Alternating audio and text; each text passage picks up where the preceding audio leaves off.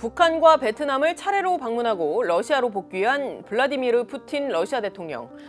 크렘린궁의 군 사관학교 우수 졸업생들을 초청한 자리에서 이렇게 말했습니다. Дальнейшее развитие ядерной триады как гарантии стратегического сдерживания и сохранения баланса сил в мире.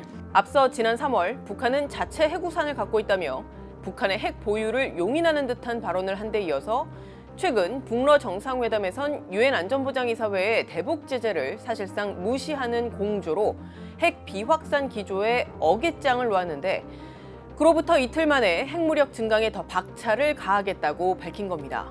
세계 최대 핵보유국 러시아의 폭주 외에도 다른 핵보유국들의 움직임도 심상치 않습니다. 1960년대부터 군축 문제를 연구해온 스웨덴의 스톡홀름 국제평화연구소의 수장이 우리가 지금 인류 역사상 가장 위험한 시기에 살고 있다고 평가했을 정도인데 전문가들이 이렇게 우려하는 이유는 무엇일까요? 스톡홀름 국제평화연구소가 본 핵 보유국은 미국, 러시아, 영국, 프랑스, 중국, 인도와 파키스탄, 이스라엘과 북한 등 9곳입니다. 이 연구소가 조사한 전 세계 핵 보유국의 핵탄두 총량은 12,121기로 1년 전에 비해 소폭 줄었지만 이는 전체 핵탄두의 90%를 갖고 있는 미국과 러시아가 퇴역 핵탄두를 해체했기 때문이었습니다.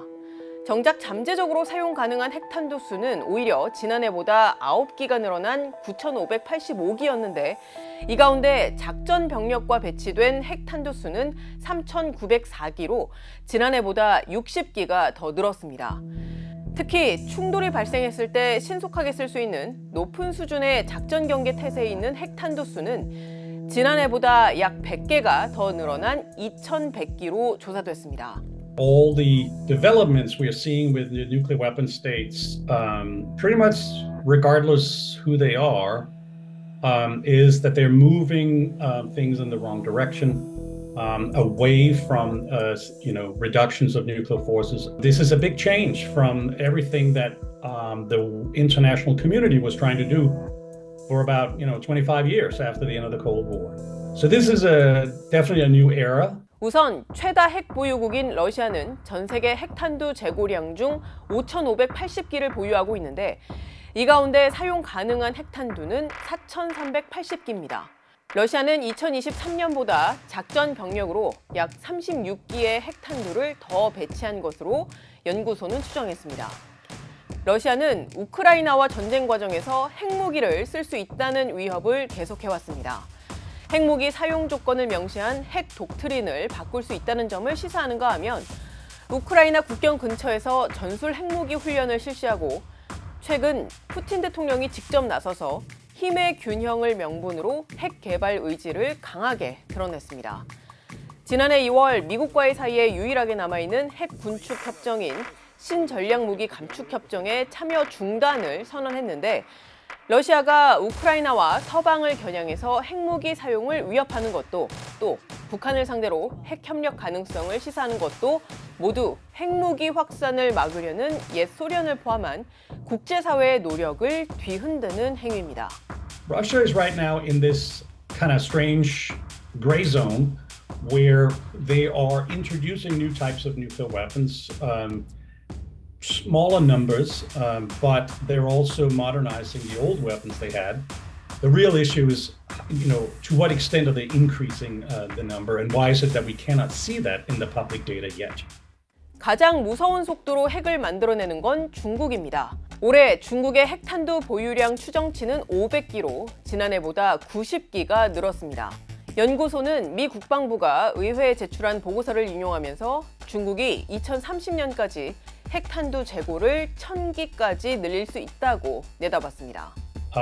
They have normally been sort of relatively stable around just over 200 nuclear warheads, but since 2018, 19, that time frame, we've started seeing the number go up. That number might go to around 1,000 at the end of this decade. And this is by Chinese standard completely unprecedented. It's not something we have seen in the past nuclear history of China. 또 중국이 현재 대륙간 탄도미사일 238기를 보유하고 있는데 이 역시 향후 10년 동안 급증할 것으로 보여서 미국과 러시아를 넘어설 수 있다고 예상했습니다. 또 중국이 최초로 평시에 소량의 핵탄두를 미사일에 장착했을 가능성도 제기했습니다. Here we've seen for the last few years descriptions of the units, a few units at a time, just a few battalions, not very many, not great numbers, but just a small number of launchers go through training and exercises, and as part of that training, they are brought all the way up to high alert readiness status. But if it really has to be very high and you have to react to very quick responses, this could indicate that they're practicing going to that full alert status with a small number of weapons. 핵 개발에 국가적인 사활을 걸고 있는 북한의 움직임도 눈에 띕니다. 연구소는 올해 1월 기준으로 북한이 약 50기의 핵탄두를 조립했고 총 90기의 핵탄두에 도달하는 데 충분한 핵 분열 물질을 갖고 있는 것으로 보인다고 추정했습니다. 연구소는 북한이 2022년에는 25기, 지난해에는 30기의 핵무기를 보유하고 있는 걸로 추정했는데 불과 1년 만에 기존 전체 보유량과 맞먹는 핵탄두 약 20기를 새로 생산해낸 겁니다. 북한 핵탄두 50기 중 대부분은 10에서 20킬로톤급의 위력을 지녔을 것으로 봤는데 제2차 세계대전 당시 미국이 일본 히로시마에 떨어뜨린 핵폭탄 리틀보이가 15킬로톤급이었던 걸로 알려져 있습니다. 연구소는 또 북한이 핵무기 개발 목적으로 플루토늄과 고농축 우라늄을 자체 생산하고 있는 걸로 보인다며 김정은 북한 국무위원장의 발언과 최근 북한의 군사력 확장 시도를 감안한다면 앞으로도 핵탄두 재고를 늘릴 가능성이 매우 높다고 판단했습니다. The North Koreans have been surprisingly effective in developing all these capabilities despite all sorts of attempts to sanction against them and what have you. And but they've also received help from China and possibly Russia. But so as you can see, there's a lot of uncertainty about the different components of the North Korean arsenal. 미국의 핵탄두 수는 5,044기로 이 가운데 사용 가능한 핵탄두는 3,708기입니다. 러시아에 이어 두 번째로 많습니다. 러시아와 마찬가지로 핵탄두뿐 아니라 미사일, 항공기, 핵무기 생산 시설을 바꾸고 또 현대화하는 광범위한 프로그램을 진행 중입니다. 미국은 러시아와의 핵군축 협정인 신전략무기 감축 협정에 규정된 전략 핵전력의 제한을 지난해에도 계속 준수하긴 했지만 러시아, 중국 등이 핵 전력을 계속 강화해 간다면 더 많은 핵무기를 배치할 가능성을 배제하지 않고 있습니다. 바이든 미 대통령은 대선 때 핵무기 의존도 감축을 약속했고 또 집권 이후에도 핵 공격을 당하지 않는 한 먼저 핵을 쓰지 않는다는 원칙 등을 명문화하는 방안을 추진했는데 최근 중국의 군사적 위협과 우크라이나 전쟁 이후 러시아, 북한의 불법적인 군사협력 등으로 미국의 안보 역량을 강화해야 한다는 국내 여론에 직면한 상태입니다. But let me be clear.